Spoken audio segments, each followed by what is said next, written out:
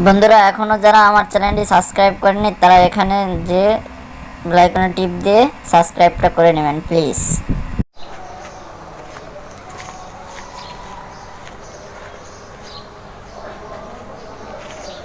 মোর সোনার বাইক রে মুই কিভাবে রাখি রে। তোমার দিয়ে এতদিন দেখলাম চাকরি করে খাও, হঠাৎ করে বাইকটা কিনলা, ঘটনা কি? হেইয়া মোরে কইও না, মুই তো হেইয়া মনে করো যে মোর কথা হলে তো তুই শিখে যাবি, তুই আবার হ্যাঁ? ব্যবসা ধরে আলাবি।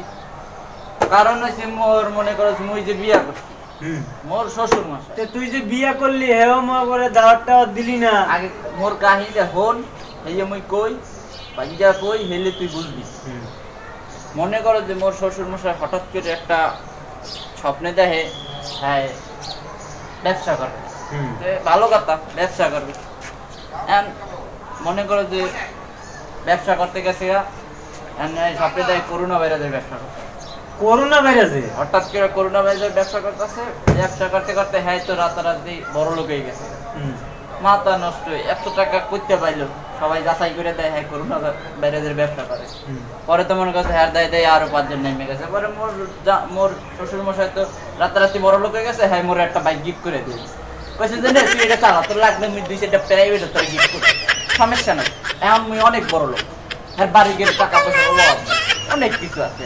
আর কইছে তুই এটা চালা, তারপর তোরে মুই দরকার একটা প্রাইভেট কি কয় যে সিটিস কি সিটিস জানি, ও মার্সিডিস মোরে গিফট করবে। কিন্তু অত মুই ধরতেও জানি না, কেমনি ধরে হেও জানি না, ওই গেট কেমনে খোলে হেও তো মুই জানি না। আল্লাহ জানে মোরে গিফট করলে মুই আর মা এরকম হয় না। তোমার বাপে দেশে তুমি এটা শুকাতে সাজাই রাখো, এটা তোমার কাজে লাগবে ভবিষ্যৎ। আচ্ছা তাহলে জায়গা ভাই। আচ্ছা ভাই যা, ওকে।